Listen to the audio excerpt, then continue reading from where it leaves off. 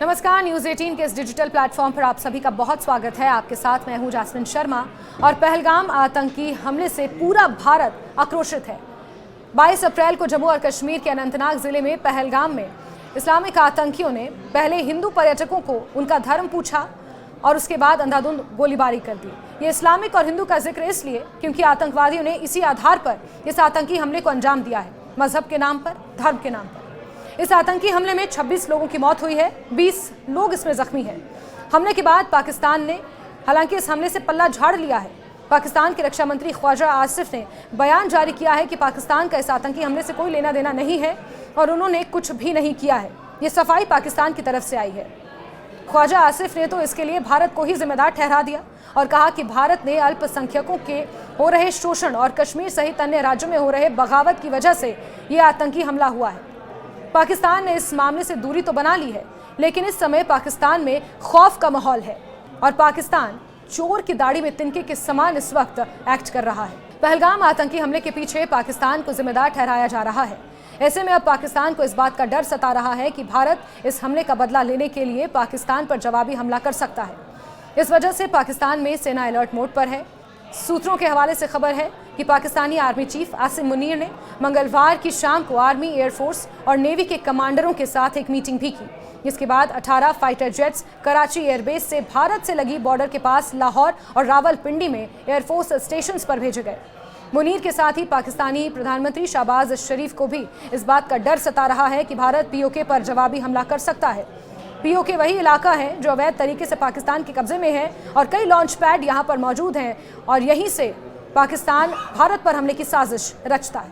PoK में लश्कर तौयबा का launch pad है जहाँ से कई आतंकी गतिविधियों को अंजाम दिया जाता है। ऐसे में एलओसी पर भी पाकिस्तानी सेना बढ़ा दी गई है। बुधवार रात पाकिस्तान की एयरफोर्स इसी डर में रही कि कहीं भारत पीओके पर एयर स्ट्राइक ना कर दे। पहलगाम आतंकी हमले के पीछे पाकिस्तानी आतंकी संगठन लश्कर तौयबा से जुड़े आतंकी संगठन द रेजिस्टेंस फ्रंट यानी कि टीआरएफ की भूमिका है, जिसने इस हमले की जिम्मेदारी भी ली है। हालांकि जिम्मेदारी लेने में 6 घंटे का समय लग गया। भारत में टीआरएफ को साल 2023 में आतंकी संगठन घोषित कर दिया गया था और इस पर बैन लगा दिया गया था। टीआरएफ पाकिस्तानी खुफिया एजेंसी आईएसआई के साथ मिलकर भी काम करता है। पहलगाम आतंकी हमले के बाद जिस तरह पाकिस्तान की चिंता बढ़ी है और सेना को अलर्ट मोड पर रखा गया है, उससे ये साफ है कि पाकिस्तानी सरकार को भी इस हमले के बारे में पहले से ही जानकारी थी। ऐसे में अब भारत के जवाबी हमले की संभावना से पाकिस्तान की सरकार के साथ ही सेना और आतंकी संगठनों को भी डर सता रहा है। पाकिस्तान में आज सुरक्षा समिति की मीटिंग भी होनी है। पाकिस्तान ने पहलगाम आतंकी हमले से पल्ला झाड़ा है। पाकिस्तान के रक्षा मंत्री ख्वाजा आसिफ ने इस आतंकी हमले पर बयान देते हुए कहा कि हमारे से कोई लेना देना नहीं है। उन्होंने ये बयान दिया कि भारत में अल्पसंख्यकों का शोषण हो रहा है और इसी वजह से इस तरह की घटनाएं हो रही हैं, ये पाकिस्तान का आरोप है। वहीं इस बीच पाकिस्तान की एक और नापाक हरकत का खुलासा भी हुआ है।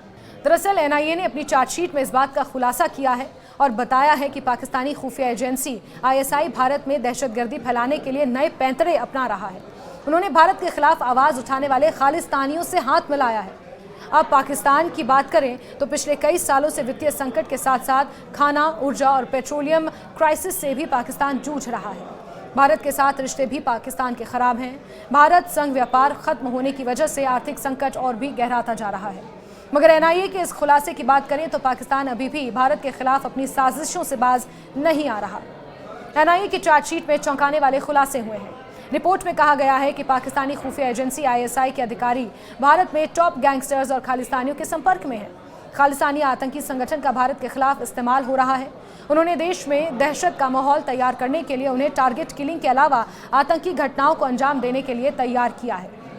अभी हाल ही में कई मौकों पर भारतीय सिक्योरिटी फोर्सेज ने सीमा पार से आने वाले कई ड्रोन को भी मार गिराया है या फिर पकड़ा है। पाकिस्तान की ओर से इन नए दहशतगर्दों को सामान मुहैया कराया जा रहा है। ड्रोन के जरिए इनके हथियार, आईडी, टिफिन बम और ड्रग्स इन्हें भेजे जा रहे हैं। अगर पिछले 5 सालों की घटना को देखें तो देश में टारगेट किलिंग की घटनाएं बढ़ी हैं। साल 2022 में मई में मोहाली में पंजाब पुलिस इंटेलिजेंस मुख्यालय पर हमला किया गया था।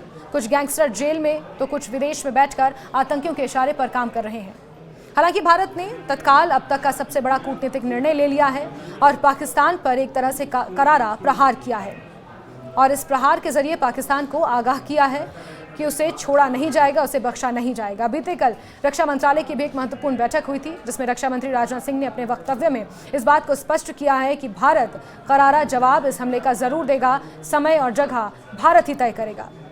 भारत में स्थित पाकिस्तान का उच्चायोग फिलहाल बंद कर दिया गया है। अटारी वाघा बॉर्डर भी बंद है। सिंधु जल समझौते पर भी रोक लगा दी गई है और ये भारत की एक बहुत बड़ी कूटनीतिक निर्णय के तौर पर इन तमाम निर्णयों को देखा जा रहा है और भारत की अब तक की सबसे बड़ी कार्रवाई पाकिस्तान के खिलाफ मानी जा रही है। जिस तरह से सिंधु जल संधि पर रोक लगा दी गई है, ये रोक तब तक जारी रहेगी जब तक पाकिस्तान आतंकवाद पर पूरी तरह से रोक नहीं लगाता या उसे समर्थन देना बंद नहीं करता है।